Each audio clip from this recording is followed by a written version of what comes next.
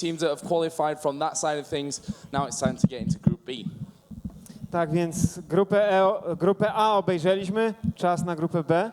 W niej mamy m.in. pewnego kudłatego Polaka, który wcześniej grał w drużynie Fnatic.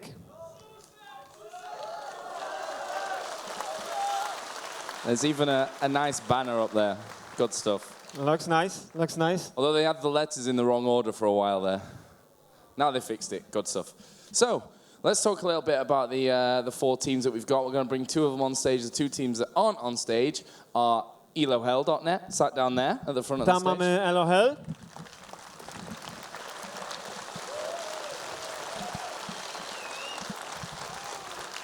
The other side says elohell. Good stuff. These guys are prepared. I'm liking it. And of course we have Moscow 5 here. Tutaj mamy Mistrzów Świata z Moscow 5.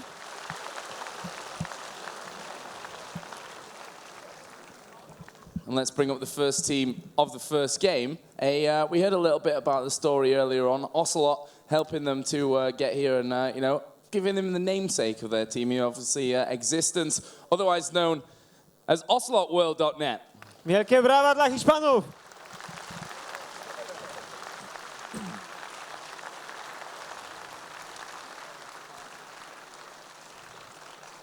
I think they are clearly the underdogs here. Maybe next to Elohell? Well, I think a lot of people will be thinking that. Obviously, Moscow 5 and the other team that are in this group that we're going to bring out here in a minute are definite favourites, but these guys and Elohell could bring a bit of an upset, in my opinion. It's certainly possible. Tak więc ci panowie z Hiszpanii, sponsorowani na tą wycieczkę przez Ocelota z SK Gaming, podejrzewam obok Elohell właśnie czarne konie tego turnieju. So let's bring out possibly the favorites of the group. Well, obviously next to M5. Possibly. They're making faces about, possibly? What are you talking about? Let's hear it. They've come all the way from Korea for this event. Let's hear it for CLG.eu.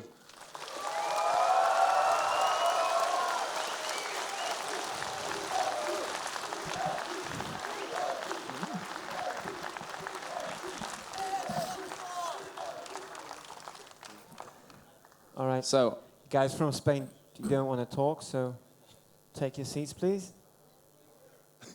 I don't speak English. That's okay. That's fine. Take your seats, please. Sit down.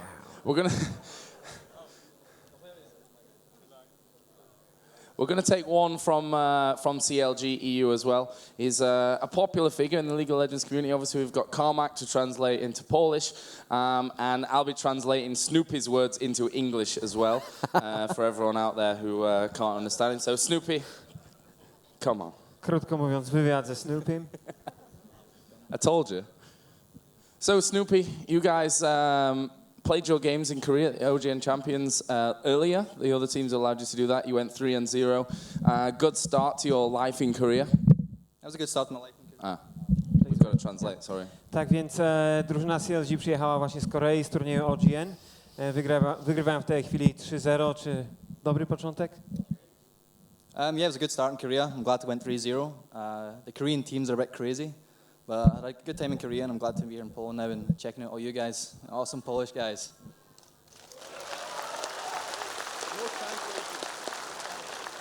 I'm not really going to translate into English.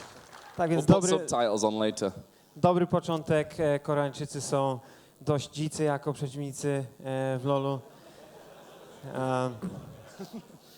I bardzo cieszę się, że jest tutaj w Polsce z wami wszystkimi.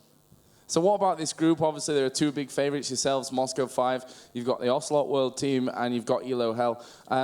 Surely these two teams, as underdogs, you've got to be really wary of them. I mean, you know Moscow 5 probably better than you do these other two. Tak więc...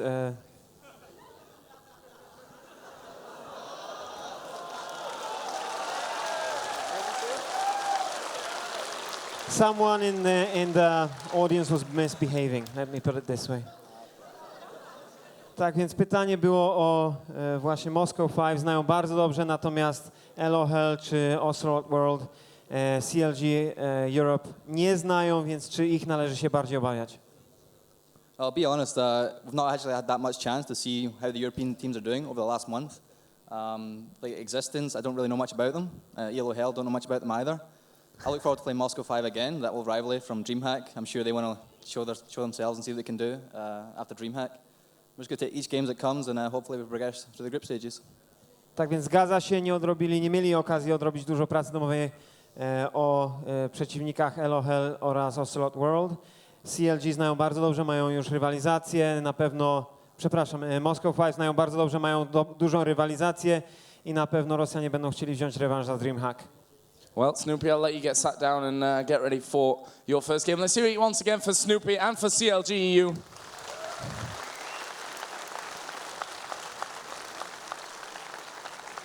And I think that's about enough of us that the people should have to take in one go. So how about we throw it up to the commentators? Yep. Joe, one word you need to learn before we go off. Uh-oh. Nara.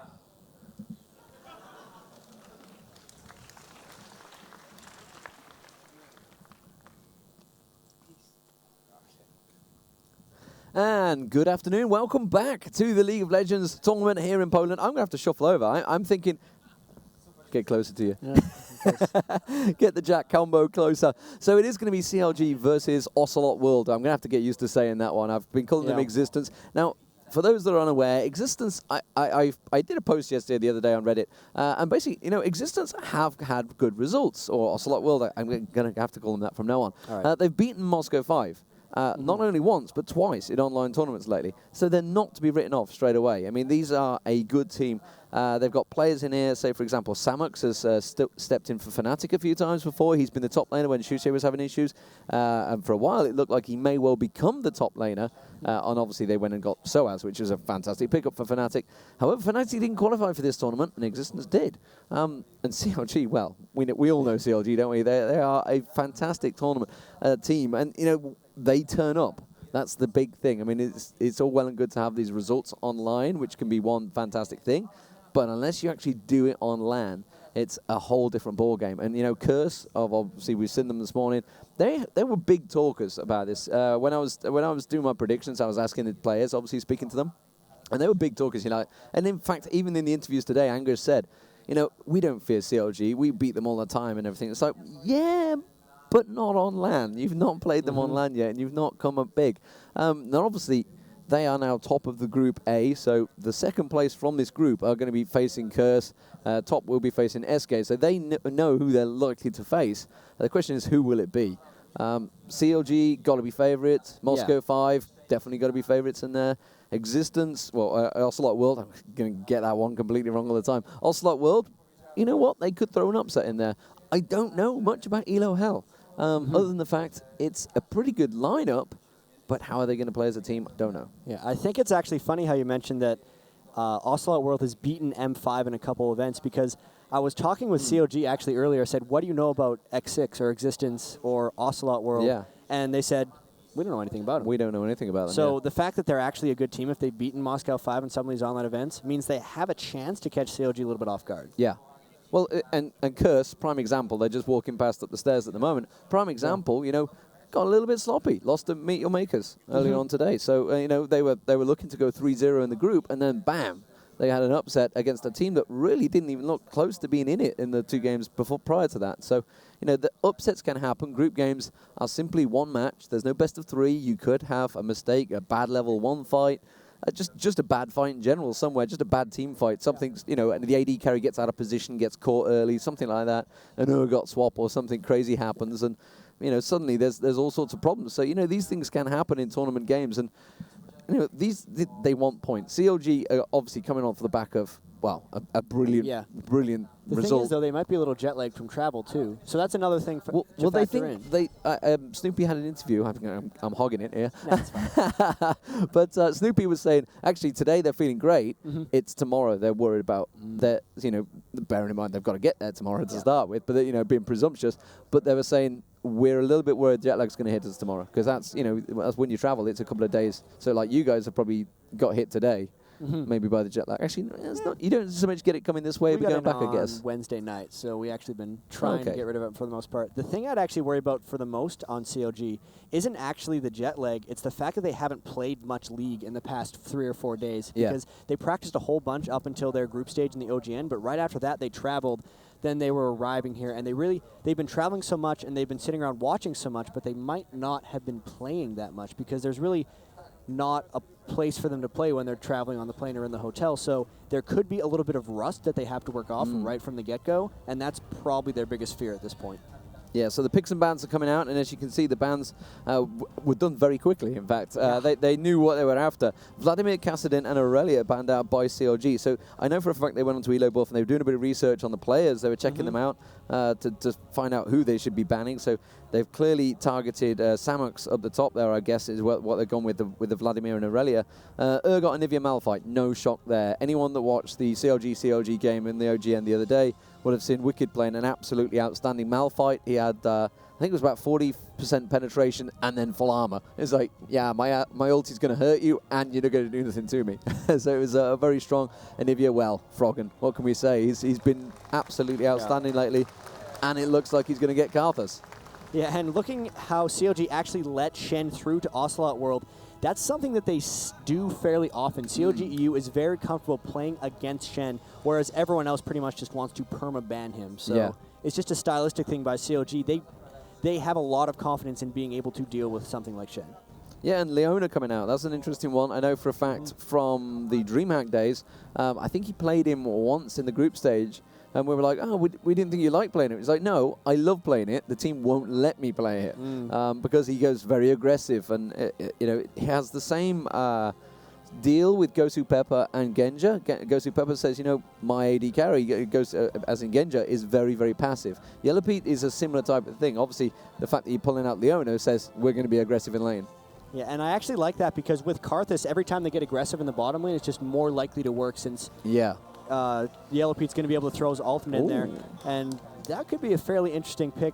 This is actually, I wanted to reference back a little bit. I was talking with CLG earlier today while we were watching the games, and they were saying how Alistair is either banned or first pick in every game in Korea. So they're kind of taking some of that into this tournament here, just as soon as Alistair gets through, just locking him down right away. Yeah, he's a very strong champion. It's something that Snoopy's been so strong on for many months that I can remember. Even back to when he was an SK jungler, he was still rocking Alistair back then. So he's very strong, but they had a change of pick there. They did have Darius selected for a while there, but they changed it to Ari in the middle, so which means, I'm guessing, it would have made sense because where the hell will Nocturne would have fit? I don't know. So it's going to be Shen on the top lane. I believe, actually, no, that's Shen probably jungle. Whoa, hang on a minute. Yeah, What's going on here? Yeah, this is, whoa. All right, Kennen AD bottom? Kennen? Probably. That would be the most likely thing. I thought AD Kennen was pretty much hurt these days. This is the Jace patch we're on, and I'm pretty sure he was hurt in this patch. I think he was. I think Kennen has 550 attack range in this patch as we see Rumble getting locked in. So either they have to know that Kennen has shorter attack range because it's been like that for a while. Yeah. And it might just be that's what they've chosen to pick up against the Leona lane. Rather confusing to both of us, though. Catching us both out. And, of course, Rumble being selected. Now, nobody else has gone with this. You were talking about this last night. Yes. So Rumble actually is really, really strong on this patch, and CLG is one of the first teams to actually realize this. He had a Flame Spitter change that actually makes it hit substantially more often than it used to. It used to be fairly unreliable. So he is incredibly strong in this patch on the Jace. So Wicked playing that Rumble, he's not even that necessarily known for Rumble, but he's picked it up because he recognizes the power of it right now, and Wicked just wanting to run that up in the top lane against Shen. It's going to be really interesting to see how Wicked does with it.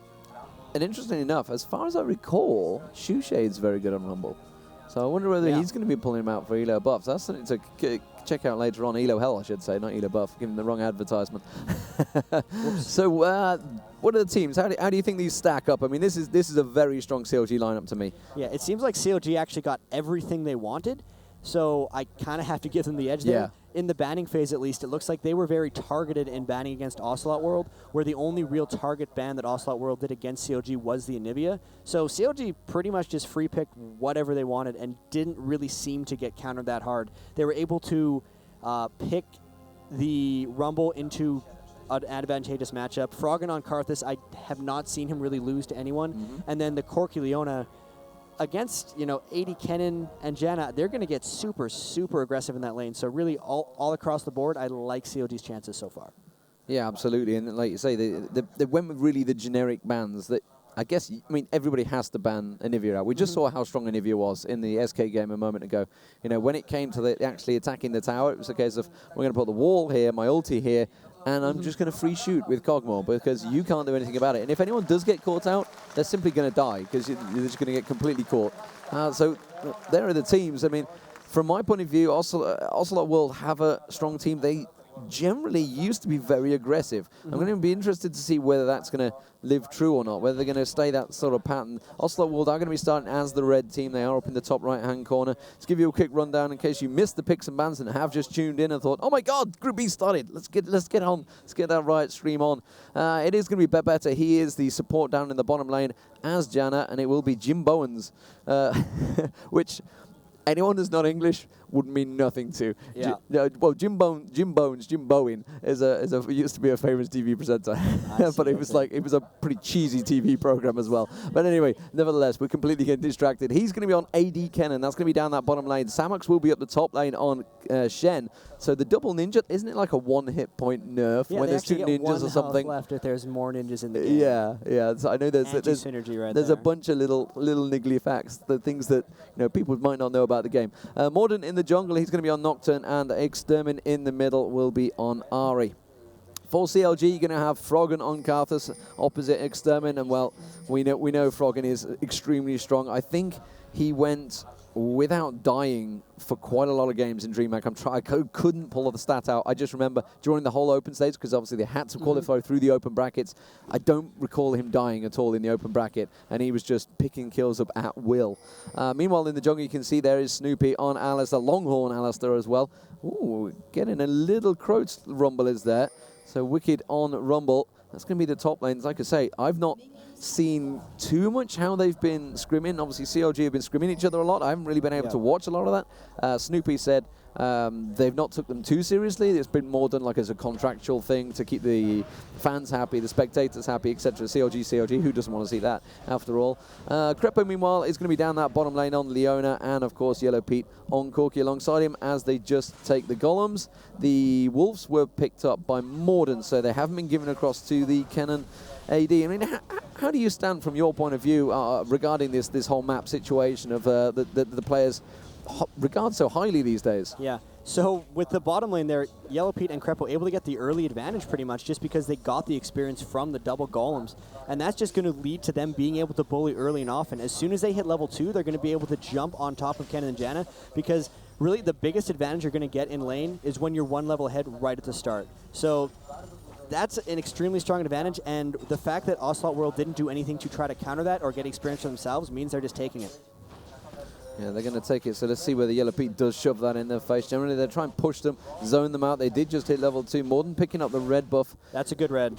He actually saved Smite from the blue buff, so now if he wants to do an early gank, he'll be able to. The problem with that is CLG plays passively so well that they're very rarely open to early ganks. Just their whole strategy is about sitting back and farming, and that's especially what they have to do this game. You said that Ocelot World wants to be really aggressive, and that's pretty much all their composition's going to be able to do here. As Alistair looks in the bottom lane for a gank as Snoopy, doesn't seem to be able to get it.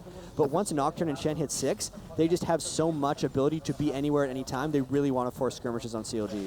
That's it. It's a very universal team that can get around the map very quickly. We saw Shen earlier on, how strong he was. I'm trying to think what game it was this morning already. It was the very first game, actually, against... Yes. MYM Acer. MYM versus Acer. Yeah, very strong lane phase. Obviously, as soon as any big fight comes in, like you mentioned, Nocturne could be attacking down the bottom. He could easily just ulti down there, and suddenly you've got a 4-on-2 situation. Yeah, so Nocturne's actually up in this top rush. He's waiting to gank Wicked, but the creep wave is actually pushing towards Wicked's tower. I feel like he's going to be contented just letting it come in, and I think Nocturne's going to end up wasting a whole bunch of his time. The only thing that works here is if Shen can get the taunt into the Nocturne Fear, otherwise Wicked's just going to flash away. Yeah, and there you go. Nocturne shows himself. If you go back to top lane, they did try and have a go at Wicked, and as you mentioned, quite happy to back away. Alistair was just coming around the side there, so Snoopy was taking a look. but didn't really go for it. The ping goes down. They know he's still in the bush, and they're just going to back away from that one. Meanwhile, the bottom lane was being shoved up to the turret there. So Kennen being very aggressive early on, as you'd expect. I did notice he got a good stun on Crepo. Crepo tried to zone them out a little bit, weren't really standing for it, and he just went for the stun on tower there as well, Crepo. So they are looking for things on the turret here, but Yellow Pete not really missing any of the CS either. 23 CS to 22, so very even down that bottom lane. The mid lane, I just saw Karthus going and taking his own wraiths as well. I didn't see whether he took the enemy ones. We're going to have some action up here top. Snoop has been camping in that brush, and Morden's going to walk right into it, so there's going to be something that happens here. Yeah, and they go straight in, and he just literally brushes the backside of the cow. They got scared of each other, basically. Get that sense of beef. Away. Oh, and they are going to dive in towards Yellow Pete here. He's got ignited, but he's not going to follow it through. Leona was actually up in the middle there, putting the ward down, and now it's going to force Yellow Pete straight back, though. And their fitness regime in Korea, apparently, Yellow Pete goes for a 45-minute run every morning. There you go. Bit of factual information for you. Keeping them healthy in mind and body as well. That seems to be their philosophy. Seems to be working out well for them there. But better, I'm not too sure where he was aiming at with that Howling Gale. Whether he was just trying to work the minions down a little bit, do it short and early. Yeah, so the actual last AD cannon I saw, I believe, was when Moscow 5 was doing it way back at IEM Kiev. But with that said, his harass potential is still really high. They've been able to poke Yellow Pete out of this lane, put a bunch of damage down on the Crepo, and yeah, these early ganks are just not really flying. People playing extremely passively early and not much doing so far. Yeah, so Snoopy's looking for it. He had the same situation at DreamHack when he was on Alistair. He just didn't really get lucky with any of those ganks. There's no wards. Oh, he has. He's just walked straight past one. Straight past it, yeah, and there you go. Kennen just quickly surging, lightning surge, isn't it? Lightning surges away. Lightning rush. Yeah, there we go. Lightning rush? Yeah, that's the one. I never get the names right.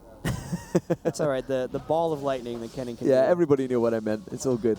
So Nocturne again, and this seems to be a problem for both Snoopy and for Morden. Neither of them able to get those ganks. Morden going looking again this time to Rumble. Rumble is a little bit further up lane though. He might get there. Here we go. They're going to go for it. Shen gets the taunt in there. There's the fear proc. It is going to get fear procced off. Will it be enough? He's going to not have flash up. He's not going to be able to get away from this one. Will he be able to take Morden down with him? He tries to get the lunge on him. There goes to give the Karthus ult. He uses his spell shield, and very nicely played by Morden. And Shen picks up first blood. A great gank, and that's what they needed. Yeah, and they also managed to get the ultimate out of Froggen, which is really big for them, because this means when Leona hits level 6, which he's really close to, they won't be able to do that all in aggression combined with the Karthus ult. So not only does Shen get that, Shen hit 6, Shen got his ultimate, burn Karthus ultimate, which means the next engagement is going to be a huge advantage for Ocelot World, no matter where it happens, just because no Karthus ult and a Shen ult.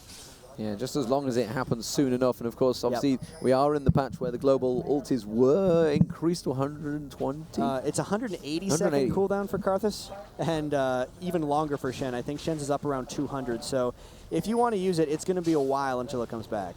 Yeah, a good 3 minutes. So let's see how this is going to work out for them. CLG, meanwhile, keeping steady. And, you know, they're not afraid to sit and farm. They're one of the teams that will quite happily do it. They love to farm. They are the most conservative team in pretty much the whole world right now. They will sit back and farm because they know when they pick their compositions, they pick them to win late game and they pick them to freeze lanes and stall. And that's what they're probably going to be forced into doing because of how aggressive Ocelot World has been so far and how Ocelot World actually has the edge right now. Okay, let's look at this build. You've seen, we saw Ocelot actually doing this earlier exactly with Gragas. Just going for the Sorcerer's Boots first. No item outside of it.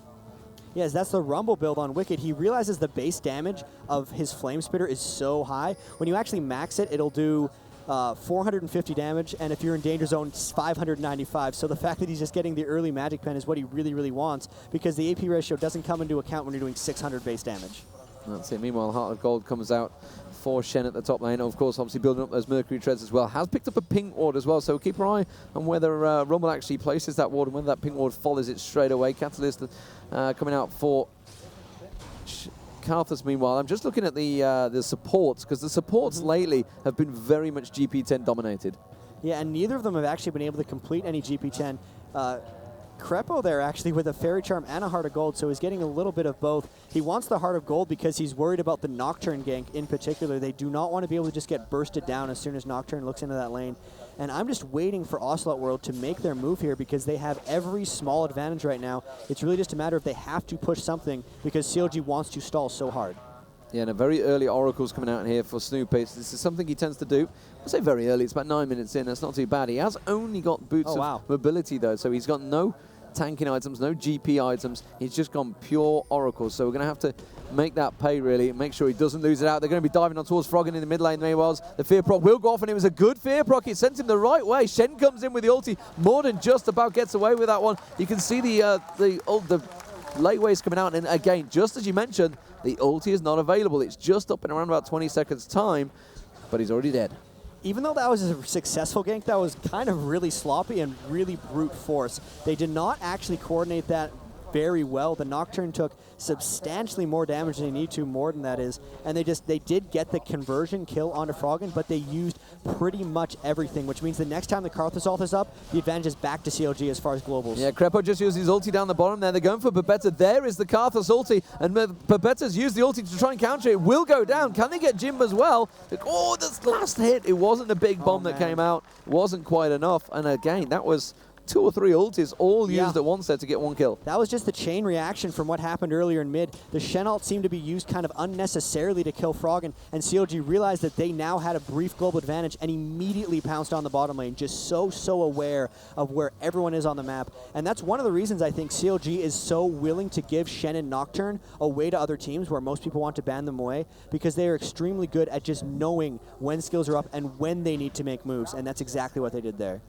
So Ward's going down on top lane, and as it stands, Karthus is slowly but surely building that Rod of Ages up, which is going to be his first item. Ari, meanwhile, has gone for the Cage's lucky pick. I've noticed that a couple of times Ari's been going towards this. I think it was Extermin's Ari. He's round and sat in front of me somewhere. Not Extermin, Extinct's Ari went for the Cage's lucky pick early on. Meanwhile, we've got Morden sitting in the bush. We've got Ari with him, and it's going to be a 3-man dive onto Wicked. I don't believe he's going to be able to get out of this one any way, shape, or form. The question is, can he take anyone with him? Does put his ulti down in a nice place, straight towards Morden. Well, so Morden down very nicely played from Wicked, and he survives. And now Extermin is taken down very low as well. If only he had a little bit of support. That was a fantastic 3v1 duke. Yeah, and that just goes to show how strong Wicked can be on Rumble. Really well-placed ult there. Every time someone wanted to dive into the tower, they had to sit in the persistent slow of an ultimate. As there's a big fight with Dragon, by the way, never mind, going down from CLG. The 3-man gank up top just allows them to take that free Dragon. So yeah, once again, CLG just really aware of where people are on the map and what exactly they can do.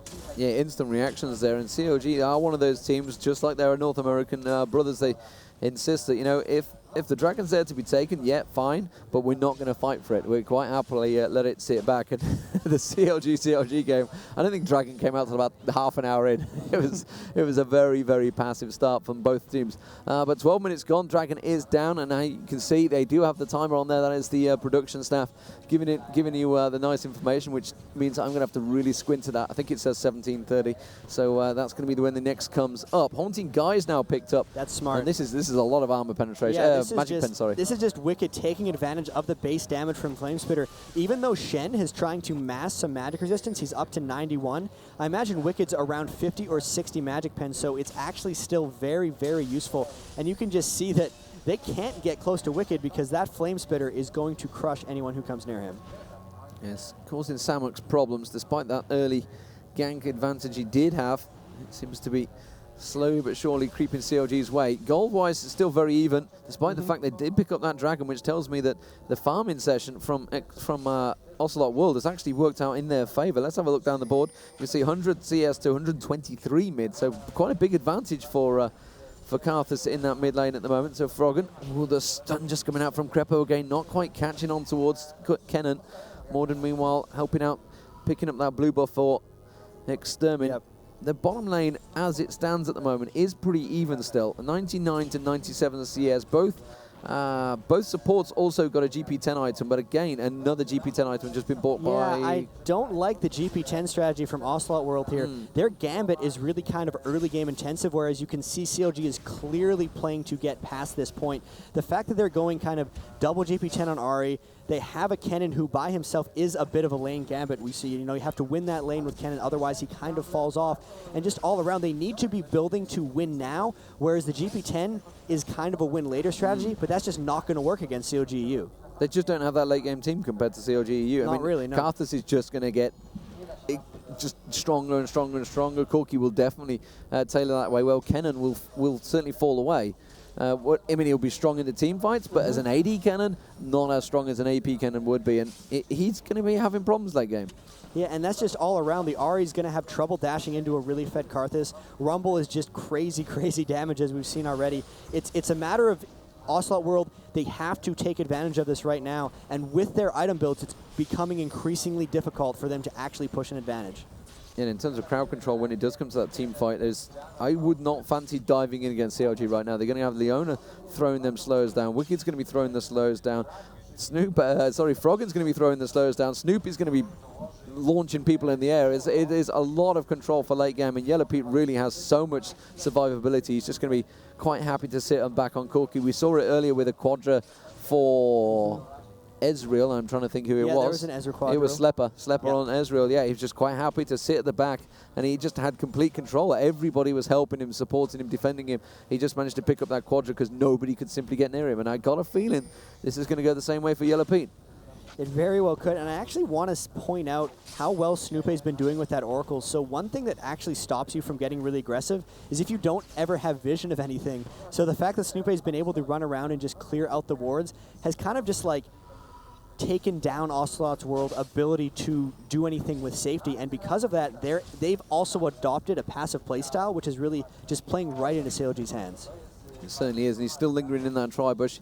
He's been there for a going while. back. Yeah, he has been there for a while. He's got that boost to mobility, so if he comes around that corner, he will be very quick. And I think he's just waiting for Ocelot World to just make that little push, but he's got to be aware of the fact that Shen could come up, and I think he's waiting for Shen to get harassed. Shen is being harassed on the top lane as well while they go for this one, so it's a double gank going on here, but Betts was actually forced away from that one. Meanwhile, Shen was being harassed. He's gone down to half health there onto Ocelot World, and that top tower is definitely going to be taken down, so Samux was forced into a dangerous situation so they could make that attack at bottom. That's just another reason why CLG is so comfortable playing against Shen, because they understand how to prevent him from becoming effective. Normally when you try to get aggressive in the bottom lane, as we see Ahri coming down here potentially for a dive, is Shen just turns it around. But as you said, Wicked harassing the crap out of Shen as they do things aggressively bottom lane, just making sure he can't come in there.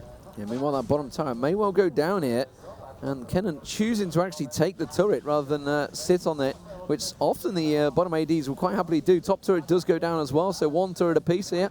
Just 1k gold still between the two teams. Froggen now with that Rod of Ages and the blue buff will be quite happy to farm it away here, but Extermin seems to be the one pushing the pace. He has fell behind a little bit in terms of CS. There's around about 40 CS difference, which equates to probably about 1,000 gold, I'd say. That's a pretty decent chunk of CS for Froggen there, but because of the kill that Ahri is able to pick up, even with that, though, Froggen's still ahead by about 200 gold, so really well farmed by Froggen. And now that Ocelot World has taken that tower, they really have to start forcing around. Kennen and Janna shouldn't just be running bottom lane to farm again. They need to go and start trying to take objectives. They need to start trying to push down Froggen. They need to start invading the jungle, because if they don't, they're just going to slowly lose to this superior late-game CLG.eu team. And right now, I just do not see the sense of urgency from Ocelot World. Yeah, the ping's gone down on R8. They are going to take the wraiths away. Froggen just went back. Crepo's going to come around. Snoopy gets charmed up, pretty much hits a half health. They're going to actually just back away from that one. They're not too sure where the rest of the team was, and wisely so, because Morden is there with his Oracle, takes down that ward, and getting in position for the Dragon that has just spawned. Yep. And this is going to be possibly the first team fight. Shen can stay in that top lane. The whole of CLG are getting in position. They are all around here, so this could be the very first 5v5 that happens there. Morden. Yeah, CLG will wait, actually, I'm thinking, until Ocelot World starts on this Dragon. Or, no, they're actually taking the initiative. They're going to force Shen to ult in here, most likely, and just try to actually force a team fight. This is not very much like CLG. They really feel like they're far ahead here, and they really feel like they have an advantage in a team fight. This is an uncharacteristically aggressive play by them. Normally, they just let the other team start on Dragon. And they need to do it quick, because they realize that Shen's just going to keep pushing that top turret, and they're saying, fine, you're going to either have that top turret or you're going to have to come and deal with us. And they've taken that Dragon down to half health already, and I think Ocelot World, have just wisely said, no, we can't get involved in that one. We're going to happily take the top turret, though, and that will be Samux picking up the top turret. So 2-1 advantage in terms of turrets. Bottom turret down, and obviously going tutorial style just to get that mid one down. So Morden's going to give off that blue to Extermin. Froggen now with a brilliant spot running, actually. That's really surprising. they were definitely expecting to see a fight there, I think. Otherwise, you would not have elixired up. Whenever people buy those mid-game elixirs, it's because they're trying to force fights. And I guess the fact that they got the dragon was enough. So for them, that was just trying to get a temporary boost in power to give them more confidence in a team fight that they thought was going to happen. As it is, he did get that needlessly large rod, so he is still very strong, very aware that they could dive him. We've seen many a dive so far this tournament on towards that middle turret, and Extermin there just trying to get a quick blast on him, but Froggen very aware of the exact range of those glass balls, and they're just going to go down back to bottom lane. And this is what you talked about, you know, they need to start pushing the pace. They've took the turrets down, they need to start making something happen, because as it is, Yellow Pete's happily gone back to that bottom turret, that bottom lane, and just completely farmed it up again. He just shoves up, goes back to base, buys items, waits for Kennen to shove, goes back and does it again. It's just rinse and repeat. And Ocelot World, as this game gets later and later, their chances of winning go lower and lower. As we see Snoopé get taunted a little bit, they still haven't even gotten that Oracles off of Snoopé, despite being such a mobile team themselves. They really are just playing into CLG's hands here with their passiveness. And, you know, the split pushing Shen, not really getting much done. All it's done is trading a tower for a dragon. Huge, huge advantage for CLG here, even though it may not look it. Yeah, and it looks like they're going to try and shove on towards the middle turret here. And that would be a big one if they can take it down. Charm lands on towards Wicked there. Glass ball flashes through. Minion's about to wear off. Yellow Pete does enough damage on towards the turret, though, to cause some problems. Wicked taking about half health off there, though. Crepo finally joins them. And they have this 5-man push. Kennen's going to be down the bottom, which means they're just going to show and say, fine, we're going to continue pushing it. They realize Nocturne is there. But Kennen out of the picture, it means they're just going to continue on their path, pushing on towards this turret. Oh, but better getting slowed there by Wicked's, I can never remember the name of it, the lance thing that comes out from him. I know the skill, not the name, but they are going to try and hammer down this turret. They have enough minions. Sure. They will certainly get this one. Meanwhile, Kennen is now madly trying to come back, and this is a possible... I mean, I never understand when they get in this situation. It's like, as soon as you show yourself down that bottom lane, surely it just says, take the turret. Yeah, so unless they wanted to commit to continue to push those towers, there was no reason for them to really stay down there for as long as they did. They saw that Shen was top and Ken was bottom, so it was a free either 5v3 or 5v4, just another free turret for CLG. They're just very aware of where people are, like we're saying, and they consistently get advantages because of it. So even though Ocelot World should have had a much more aggressive early and mid-game, the towers are 2-2, so they really haven't gained anything from their aggressive team composition, and it's just... This game, as it gets later and later, the more towers that fall, and the longer it stretches, the bigger Froggen gets, and you know, the more magic pin Wicked gets on that Rumble, about to complete an Abyssal Scepter. Yeah, the Abyssal Scepter about to come out, just about to say, so the not only penetration, the resist will be down as well, and that's going to open things up nicely for Froggen's ulti when he gets a chance to get involved in them fights. Meanwhile, Trinity Force also completed by Corki, in opposed to Kennen, who went actually for a Bloodthirster. That's an interesting build. The thing about Kennen, though, is he has pretty good AD ratio on his W, his electrical surge. Every 5 attacks, he does another attack that is 80% bonus, so it's actually kind of 180% attack. It's not bad to stack AD on Kennen. It's just probably not as strong as the Trinity Force Corki when he gets rolling in team fights. It's clearly a bit of a favor there. Wicked actually getting pulled onto the turret. Gets a good slow on towards Extermin there. Froggen landing a couple of layways. The rest of the team starting to stack around here. They realize that Kennen is coming back down. They have just pinged the bottom lane, and that's not going to be pushed, so Yellow Pete's going to see if he can get a couple of shots off towards his turret. Snoopy comes around to join him. Snoopy now with another GP10 item, Heart of Gold and Philo Stone, to go with what he'd already had. CLG has done such a good job containing Ocelot World. With the amount of global presence and roam that Ocelot World has, there's surprising that they're grouped up as 5 here, and here's a huge team fight going down. Yeah, they dived on towards Yellow Pete there. The Leona ulti came out there. Samux, meanwhile, getting drilled heavily there. Snoopy quite happily tanking the turret, but CLG took a lot of damage from that, and Wicked and Yellow Pete had to back away from that one. Look how low Yellow Pete is right now. He is absolutely on the limit. Will the Karthus ulti pick anything up? No, it will not. The Babetta ulti manages to save quite a few of them there, but Corki got absolutely shredded down. I think he got caught in the charm just at the start of the fight, which pulled him in towards the tower. A couple of tower hits on him, but that was a very, very close fight for both teams. That fight could have been a lot worse for Ocelot World if they hadn't taken Corki really low at the start, and then if they hadn't just been fighting on top of their own towers. Even after the fight, they actually had to burn Shen and Janna ultimate just to not die to Froggen's ultimate. And the fact that they have this high roam, high mobility team, and CLG has kind of grouped them up, corralled them around towers, and started forcing 5v5 team fights, just shows to me that Ocelot World has lost control of this game in a lot of ways. They need to be able to roam around. They need to be able to force their own fights on their terms, and right now it's actually CLG dictating. Yeah, so Wicked's return back to top lane. There's a Rabadon's death cap on Karthus. That's going to hurt now. A lot of ability power suddenly stacked up on him. Meanwhile, he's also gone for another brilliant spot there. So Froggen stacking them pots out.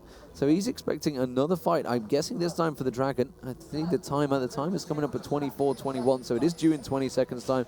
So I would expect them both teams to be starting to head towards there. Nocturne, in the meanwhile, is still in top. I think he's just going to be backing off.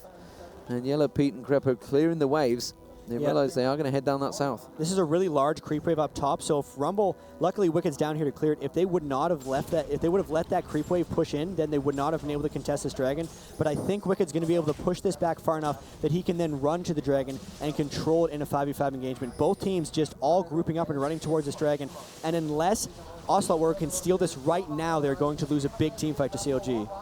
Yeah, and there comes CLG moving in. They have managed to take it down to half health already. They've caught out to Morden, though. Morden with the Oracle on as well. The Dragon has been dropped, though, very quickly. Also, will do move around into this one. They do not really want to get involved in this fight. Extermin heavily damaged down. Crepo does get dropped there by Ari. Very nicely played. Samox will certainly go down. And Extermin also very low. Extermin's going to try and bash away from this one. Just about gets out. Will the Karthus ulti not be available? So, obviously, was just used in the last exchange. He would have picked up a kill on Janna. But as it is, Wicked's going to come back around there. Wicked was a little bit late for that fight, and Ocelot Will did just about enough to win that one.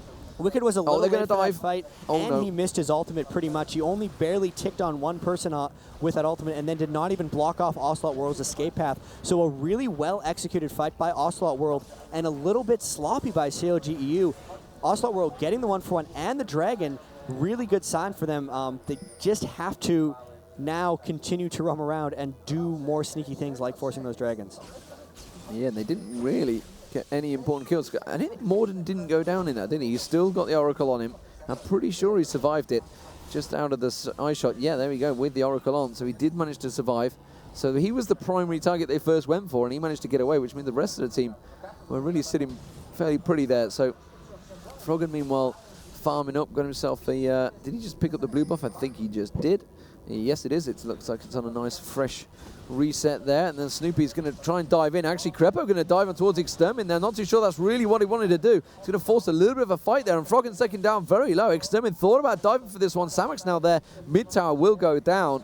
And that is advantage in terms of tower hits to Ocelot World. This is really good by Ocelot World right now. This is what they actually wanted to be doing about 10 minutes ago. Extermin's going to get caught out. There's the Karthus ulti, but Beto is going to get taken down. A bad team fight. Triple kill now for Wicked. Can he make it a quadra? They're going to try and catch on towards Morden and headbutt pulverize. Oh, what a great fear there from Morden. Finally, they do come back around, though. There's going to be Morden going down. Yellow Pete will pick that one up. That's a 4-for-0 exchange and instantly moves into Baron. It's kind of funny that this is CLG.eu because this is very reminiscent of how CLG used to play about a year ago in the NA side. They just kind of wait and wait and wait almost the whole game, and then they seem to just turn a switch and pounce. They get the 4 kills, they get the Baron, and now they're just catastrophically in the lead, and Ocelot World is super, super far behind. So it's going to be really difficult for them to come back after giving up those 4 kills and the Baron. Yeah, so 27 minutes gone. There is the Baron. 8-3 in terms of kills, and you know, they should have just took that mid turret and said, okay, that's enough. We need to back off. Yeah. But instead, they've just fed Wicked. And you know what? 5-1-2. That's a pretty harsh rumble right there. And I think we might see a rumble ban maybe against Moscow 5. I'm not too sure. Yeah, it's pretty surprising, too, because most rumbles you see will either build that Hextech Revolver or the Will of the Ancients. And Wicked has actually foregone Spell Vamp entirely. It's slightly curious. He doesn't even have Spell Vamp from his runes or masteries with a quick check, so he's just been able to dodge, harass, and use his shield effectively enough that he hasn't needed to be able to heal up with his spells. Overall, strong play by CLG. They always understand exactly what their team comp is capable of at any point in the game, and that they flip a switch and turn it on, and now they're just going to probably push down these towers. Yeah, very technical knowledge players. Wicked. I'm just thinking of back in the interview with Darian saying about Wicked, you know, it's like, it's not a case of, they never have a medium lane. It will always be one will win bad, you know, one will win big. And they never really know which way it's going to go. He says, but he is a very, very clever player. He knows exactly all the mechanics of this game, and all they need to be careful they don't get caught out on towards that turret there. The wall of pain does come down, and that's going to force them back. Snoopy taking a couple of tower hits there, so Yellow Pete can get a couple of shots on towards the turret, puts a couple of rockets out there, going to get another couple of shots on towards this turret and slowly chip it down. And are they going to make for the dive there? Samux got caught out, but Yellow Pete continues to hammer away on that turret. The tower's surely going to go down. Now they're going to go for it. The Leona ulti comes out. Samux absolutely shredded by the ulti there from Rumble, and Morden will get dropped as well. Alistair actually picking up the kill on that one. Ari was popped instantly, and the turret still has yet to go down. Now it drops, and meanwhile the Karthus ulti sends them all packing back to the fountain, and that's going to give them a free inhibitor. Yeah, CLG making very good use of this Baron buff. It shows that they're only 6,000 gold ahead, but the way the game is playing shows that they are much, much farther ahead. Now they've taken down that inhibitor, now they still have the Baron. Are they going to continue to push this? They might actually try to get a base tower down here. This is a really aggressive play by them. Let's see what happens. They're in a hurry here. They want to get things finished. Samux absolutely shredded once again. He's surely going to drop there. Jim Bones also going down, and that's a double kill and a Nexus turret, and that's going to cause all sorts of problems. I think this could well be GG for CLG here. They are going to absolutely shred the Nexus apart now. Yellow Pete gets a free attack on it. There's 3 members of Ocelot World just stood watching. Extermin gets dropped. Surely Morden also onto the fountain. They're not going to dive it. They're just going to finish the Nexus off. And beautiful play from CLG. Really crisp execution there, and I think that just goes to show you really have to pick a strategy when you play against CLG, because Ocelot World did not play very poorly, but they let CLG just sit back and farm. They picked an early game strategy versus CLG's late. They just let CLG get to that point where they really wanted to, and you either have to pick a late game strat to go with them, or you need to beat them early. Absolutely, and it's the stats says it everything. I mean, Wicked was 7-1-3, I think, at the end of that. Absolutely dominant. The triple kill obviously helping him out massively. 2-0-8 for Yellow Pete. And it's going to be interesting to see these stats. We see Snoopy without dying either. He's 1-0-8 as well. You know, to see the fact that these stats happen, you know, will anyone die? I mean, we had the classic thing, Froggen and CLG versus CLG did not die at all there. 2-1-6, his stats this time did die. Will he get an Nivea in this tournament? I doubt it. Probably not. My bets are against him getting a Nivea. I think everyone who goes against CLG will definitely be spending their bans on a Nivea. And then the other kind of needed to ban things. You kind of need to ban Urgot in this tournament. You need to ban Malphite in this tournament. Now you have to ban Rumble too, which means that CLG, aside from those few top champions, is going to have kind of free reign on the type of compositions they have, which does give them a pretty big advantage moving forward. It does, and it also puts them in that favourite bracket, you got to say, having a pretty confident win over Ocelot World. Ocelot World, in the other chance, though, have beaten Moscow 5 twice. So they've got something in their locker. They can be happy. But we're going to go down to Carmack. We've got plenty of views with the players.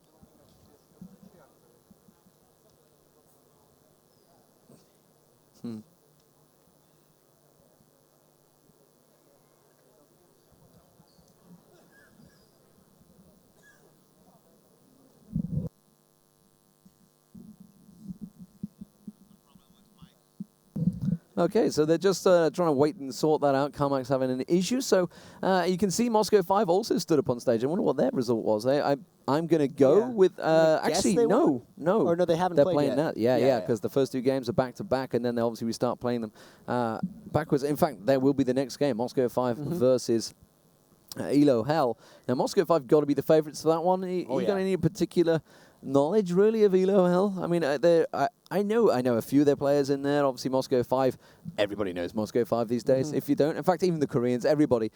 What actually got me, it was interesting for me, OGN championships, as soon as the end, they were like, who do you want? We want Moscow 5. All the Korean teams know them as well. So I believe, hopefully, we will have CLG in an interview shortly. I can see people stood there waiting, ready and waiting for us. So hopefully they're going to have a problem. So we're going to go to a break anyway, and we're going to try and get things sorted out. So don't go in here, guys. It's going to be Moscow 5 versus Elo Hell coming up shortly.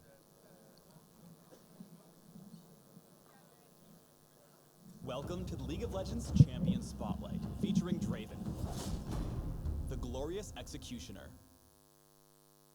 Draven is a ranged physical carry built around throwing and catching spinning axes. Through his gameplay, Draven can dish out tons of damage and dominate a game. Draven's passive is Wicked Blades. Every time Draven lands a critical strike, his target starts bleeding, taking bonus damage over a few seconds. Spinning Axe causes Draven's next basic attack to deal bonus damage, apply Wicked Blades automatically, and ricochet off of his target. If Draven catches this ricocheted axe, his next basic attack will automatically throw another spinning axe. If Draven throws and catches axes long enough, he can have up to 2 spinning axes at once. Spinning Axe will lead Draven, so if he's standing still, it will fall close by, and if he's running, it will fall along his path. As Draven's main damage tool, I take Spinning Axe at level 1 and max it immediately.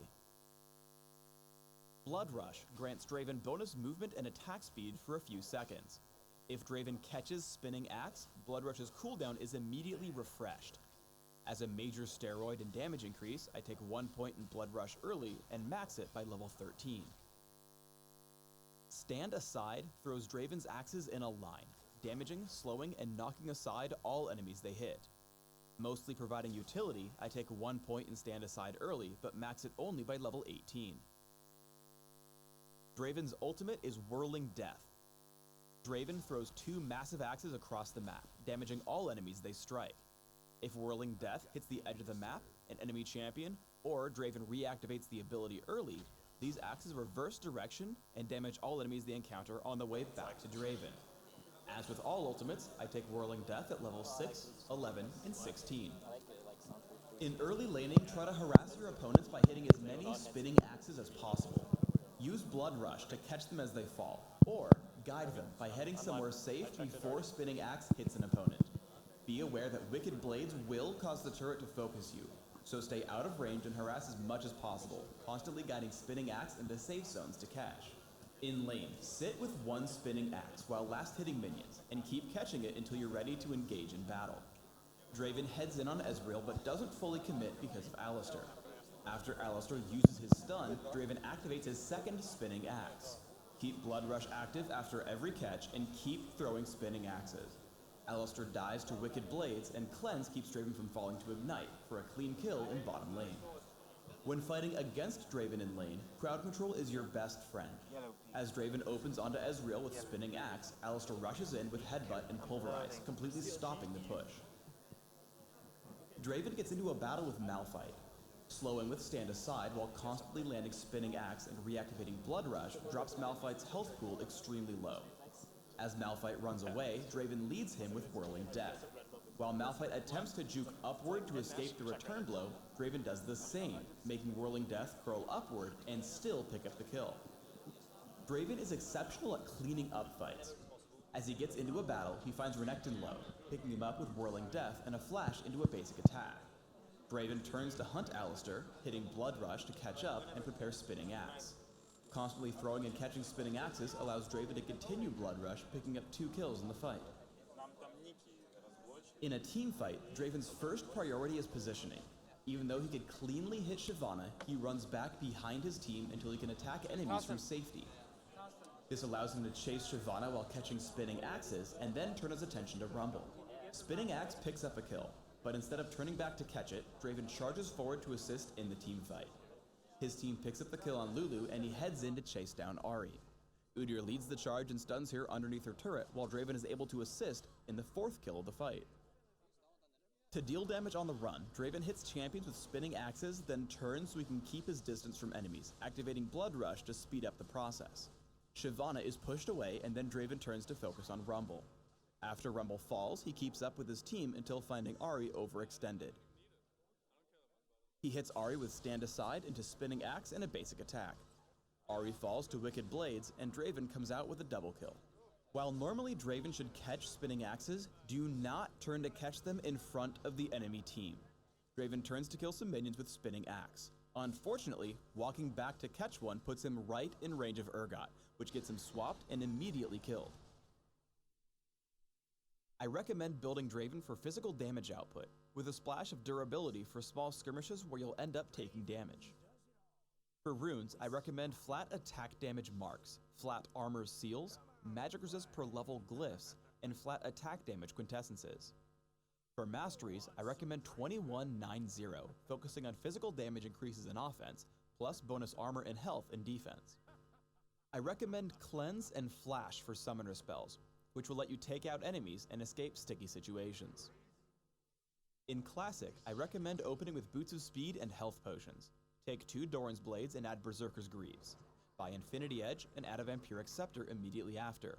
From here, take Phantom Dancer, Last Whisper, Bloodthirster, and Guardian Angel to round out your build. In Dominion, I recommend opening with Boots of Speed, Prospector's Blade, and Health Potions. Add Berserker's Greaves, Infinity Edge, and a Vampiric Scepter, before finishing your build with Phantom Dancer, Sanguine Blade, Last Whisper, and Frozen Mallet. Thanks for tuning in.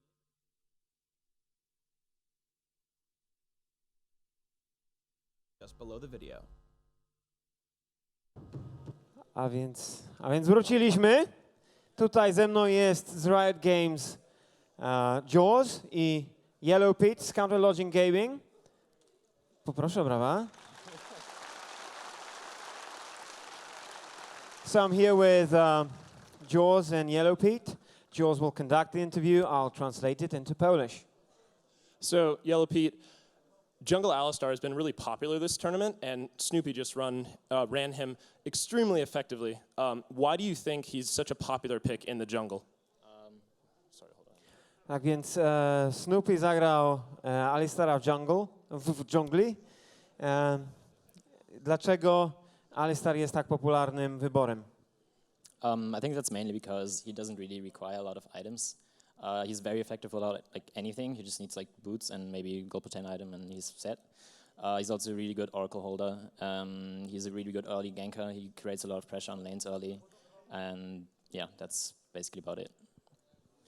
Tak więc Alistar nie wymaga wielu przedmiotów, jest dobry bez przedmiotów, bardzo dobrze przetrzymuje oracles i przy gankach jest również bardzo pożyteczny. Now, what do you think is the biggest difference between the Korean teams you've faced and the European teams you're facing in this tournament so far? Jaka jest różnica między zawodnikami koreańskimi, drużynami koreańskimi, a przeciwnikami właśnie na tym turnieju?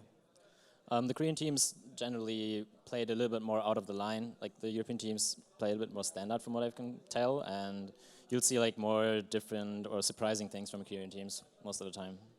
Tak więc Koreańczycy grają bardziej niestandardowo w League of Legends, Europejczycy grają raczej taki bardziej klasyczny styl. Do you have anything to say to this fantastic crowd as well as your fans at home? You're awesome, and keep making noise, and well, just have fun. Thank you.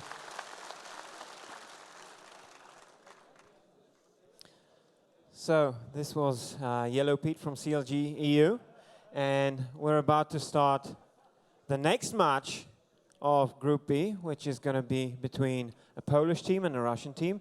Anybody, czy ktoś tutaj kibicuje Polakom? Well, lots of Polish fans here. Is there anyone at the audience that's not Polish? Hands up. Where are you from? Georgia. Welcome. Welcome to Poland. Awesome. Okay, so it will be my pleasure. Ребята, уважение, пожалуйста. It's going to be my